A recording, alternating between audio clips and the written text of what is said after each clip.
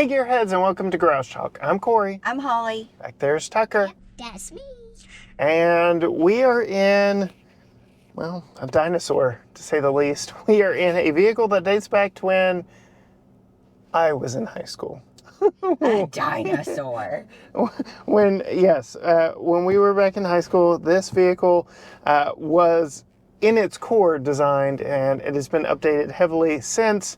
But this vehicle being the 2024 Nissan Frontier Crew Cab Pro-4x pickup truck, the last midsize pickup truck with a naturally aspirated V6 and a decent overall proportion on the inside and out.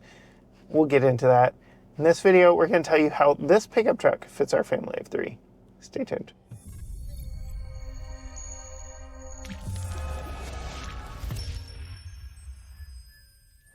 We've had it for nearly a week. Yeah.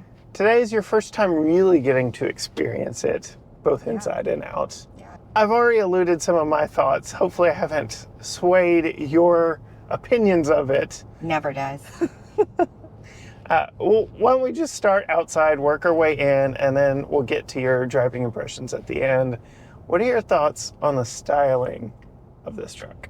I like it. I like the green. Mm-hmm. I like that it's a smaller truck, but still is designed to look like a bigger truck. So a lot of their Titan design elements are in this one. Unfortunately, 2024 marks the end of the Titan full-size truck. This will be the only pickup truck you can get from Nissan moving forward. Yeah. You mentioned the size outside, and so I will go ahead and bring up the last midsize pickup truck you and I had was that bright blue Chevy Colorado. And I felt like when you walked up to the bed of that thing, you were looking at the top of the bed, whereas this one is much lower, easier to get in and out of, which I think is the secret sauce of this pickup truck. That'll probably go away if they change it to compete with all the others. The Colorado. But you like the proportions of size and everything of this. On the outside. Okay. We'll And get it into the fits in our interior. garage Yes. pretty well, and Colorado did as well. it did. But yes, this vehicle class is meant to fit in a garage. And that is why when we get to some stuff later with Tucker's child seat, yada yada, back seat, that is why. But yeah, we joked on the way to church this morning, we're in a color changing one. If you want to see this green truck turn orange, you've got two opportunities to do so. My solo review or our second channel, GT Premium Reviews. Go track that down. You'll see this green truck turn orange. But what are your thoughts moving? It's really red. It's red dirt. Hey, East Texas red dirt. it's orange. Yeah. Moving inside, what are your thoughts? And you're not going to explain that at all? Your dad joke at all? Guys, it's actually orange is red. Yeah. That's true. So we're both right? Just like all the Or we're both orangest wrong. red stitching in here, the lava red Yes. stitching in here. What are your thoughts moving inside? I like the design of the inside, but it is small. Yeah. It's a lot smaller than I would have expected it. Yeah. So again, this pickup truck, the frame, the bones of this vehicle, if you will, date back to high school days for us. And they've heavily modified it over the years. So there are certain limitations of that. And that is partly due to the financial situation Nissan's in. We won't get into all of that, but it is a little small, a little tight in here. But what about the overall design, the storage, the steering wheel, some of the things we normally hit on? Well, I like the design, and I like the little orangish red accents all throughout, including you can't really see it till you open the door, but there's accent color right here on the doors. And on the darn handles down here. Yeah, and then you mentioned the stitching, which makes it like a nice little touch. Stitching always pumps up the design a little bit, I think. Yep. The seats are pretty comfy. Yeah. with a lumbar, and Yeah, you've got manual lumbar over here. Do I have it? No. lumbar, and then but the seat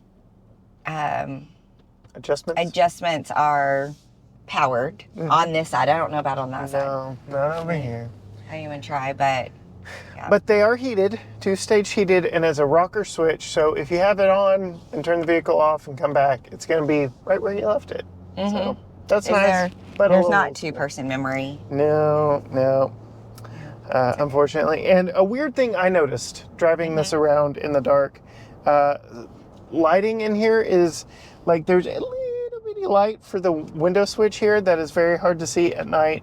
Not great lighting elements all the way around in here at night, but everything lights up. That orangish red too. But we've got some storage up here. It's rubberized, so if you put change or something, it's not going to rattle. Storage down here, which we already have stuff. Couple cup holders, Qi wireless charger here. That does work. Fairly large. Yeah, fairly large here, but I will say that, you know, I had my purse that I keep like my laptop in, so it's a little bit bigger than our normal purse, but still, I would say the size of most of what women take to work with them, at least, and there is literally no space to put that purse up here at all. I mean, unless you weren't sitting there, I could sit it on. But there's safety concerns with even doing that. So it all goes in the back seat. So there's that. I mean, which, speaking of the back seat, it is 60-40 split the wrong way. The 40% is on your side, which we always put Tucker on passenger side, and under the 40% is a subwoofer. Under the 60% that is now locked in place with his child seat is the underseat storage.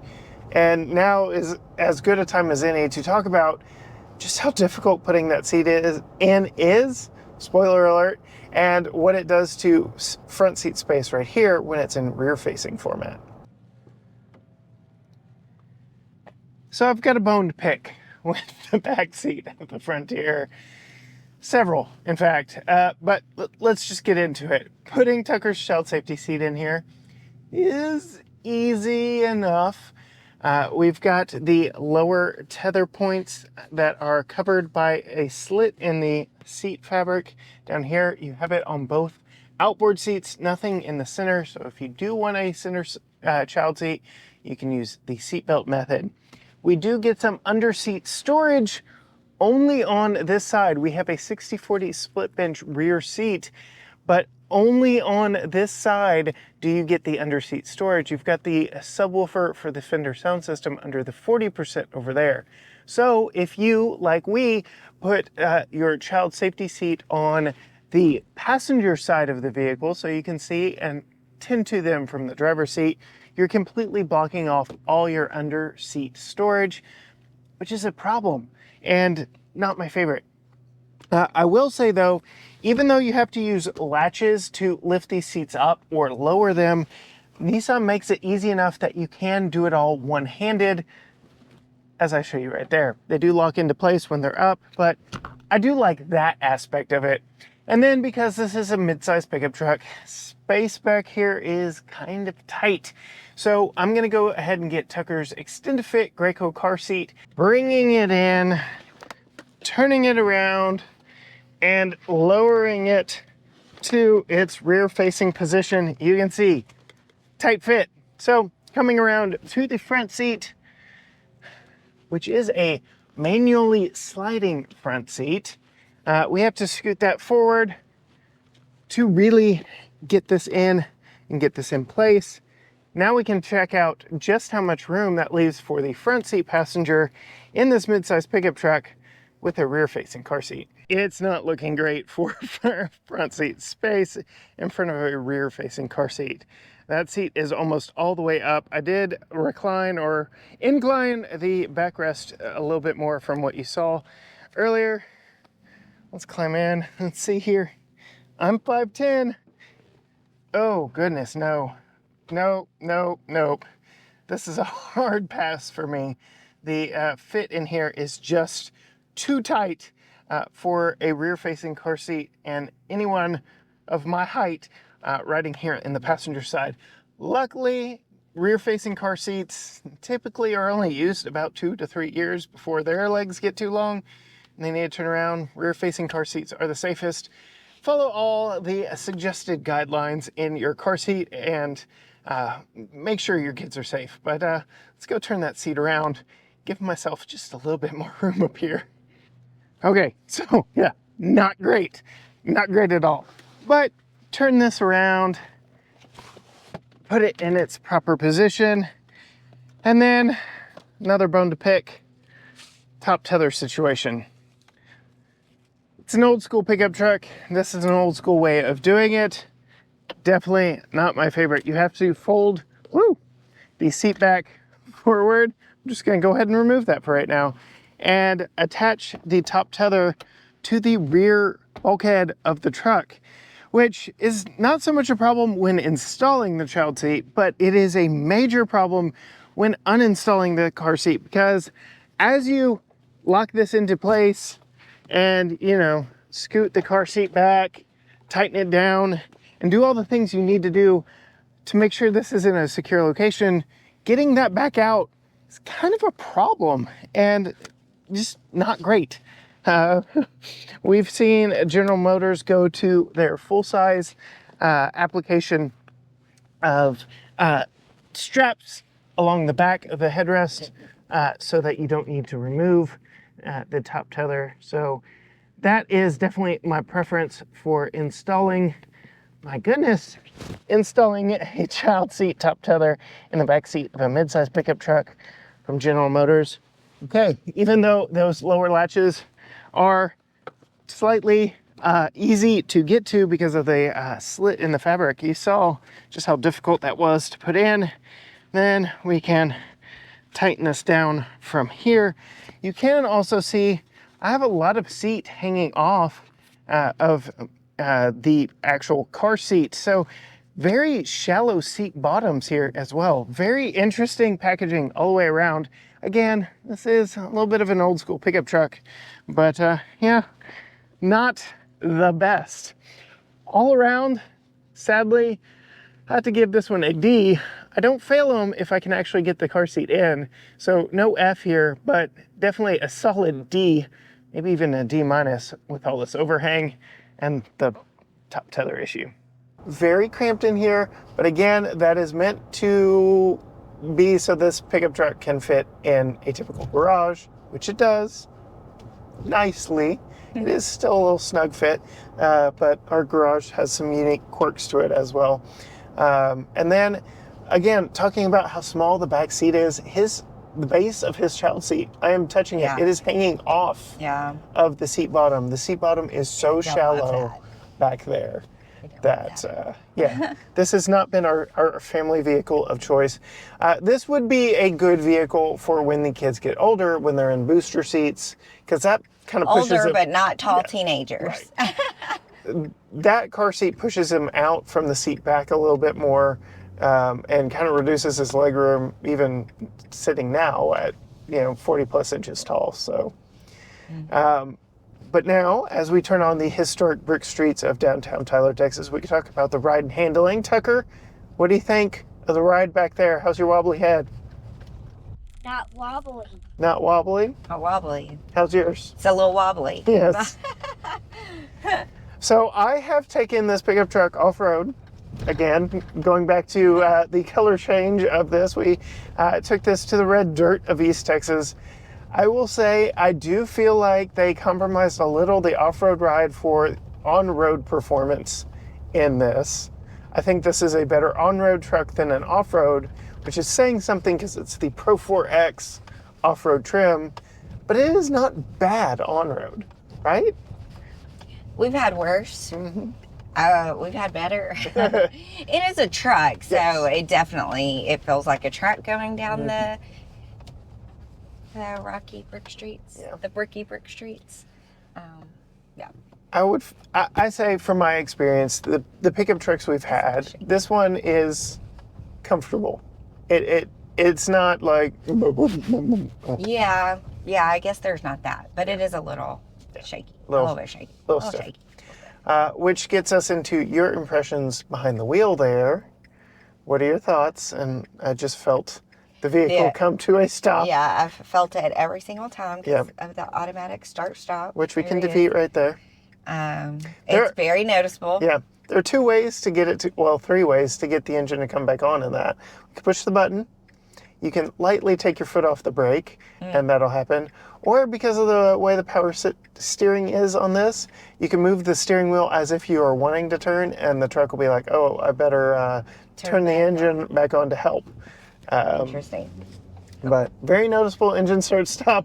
What are your thoughts on throttle response, power delivery? You've joked you don't want to drive around like a crazy person, but something about this truck is kind of making you feel as such. Yeah, I mean, I guess it kicks in real fast. Like it goes a lot faster than I'm expecting it to when I put my foot on the gas pedal. Nerds speak to that.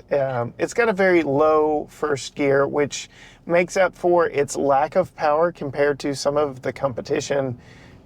So as when you do step on the gas to get moving, it's kind of abrupt, right? Yeah, it's like, okay, all right. Oh, sorry, everybody. One thing that we have talked about that's very noticeable is how tight the steering and how heavy the steering wheel is. Now that I'm driving around in it for a little bit, I'm getting used to it, but I mean, I'm getting an arm workout just turning. Very heavy steering in this one. And the turning radius is not great. Great. This pickup truck really shows its age most noticeably in the steering. Like you said, arm workout, low speed stuff, you're really having to put in the work to maneuver this thing around. And then if you get in a tight situation, good luck to you. It's a multi-point turn. A lot of multi-point turns with a heavy steering, which is so not fun. Yeah. But some of that I like it's old school truckiness. Well, it definitely feels like you're getting into an old school truck. Yeah. Whereas all the other vehicles in this class have all been updated and modernized. You can get a V6 in the Ford offerings, but it is a much smaller V6 and it is turbocharged. This is the last of the naturally aspirated and last of really the old school pickup trucks. After this gets refreshed, if and when it gets refreshed, something that nerds like me will die. Something that nerds like me love will die when this is ultimately replaced. But Yeah. Tucker, what are your thoughts back there in the back seat? I love it. You do? Yeah. And when the front seat is really scooched up, I can really touch the lava red stitching. Yeah, you like that lava red stitching? Yeah. Any other thoughts from you before I pull out the window sticker? What's the gas mileage? I'll go ahead and pull out the window sticker for that as well. Again, naturally aspirated V6, 18 city, 22 highway, 19 combined. I'm going to go ahead and tinker over here and scroll through all of, there we go, not that one, not that one. Oh, my goodness. We're currently averaging 16.2 in the 244 miles that we've put on this, mostly off-road miles. Yeah. So we did kind of take advantage of leaving the engine running and not put the best use of fuel economy, but I did drive to your parents and back, to which I got a warning. I got over 22 mpg on that trip to your parents and back. So again, I'd say it holds pretty true to the window sticker, at least on the highway. Okay. Now, given that Nissan has not had to sink a lot of money into research and development on this pickup truck,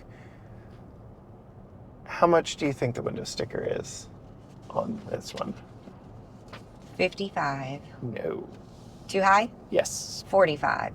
Very close. Okay. 47,630, which does put it below some of the other trucks we've tested. The GMC Canyon AT4, which is as near a direct competitor to this as exists from General Motors. Oh. See? That low gear. It is a bargain, but I don't think it's a big enough bargain to Justify the space? Yeah, for many consumers, the tight back seat, the shallow rear seat bottom, the very heavy steering, very tight or very wide turning radius. I feel like there are a lot of compromises in this that maybe another $3,000 on the window sticker could make up for. Yeah. But I don't know. Driving this one around makes me happy. What about you? It does? Yes. I would feel happier except for the heavy steering. Yeah. It's very noticeable. You cannot ignore it. Cannot ignore it. And on that note, if you want to know more from Holly, see some behind the scenes stuff from her, you can find her on Facebook and Instagram at Female Consumer.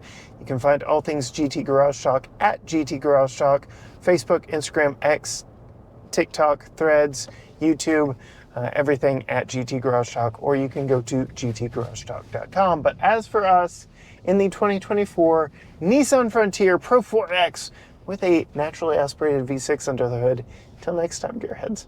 Bye. Bye.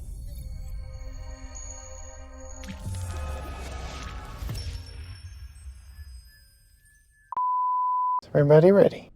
I'm ready. I'm not ready. I'm ready. I'm not ready. I'm ready. I'm not ready. I'm ready. I'm not ready. I'm ready. I'm not ready. I'm okay. I'm ready. I'm not trying to drive like a crazy person. You just are. I just am. A crazy person or driving like one? You better keep your mouth shut on either one of those. That's a trap. It's a trap!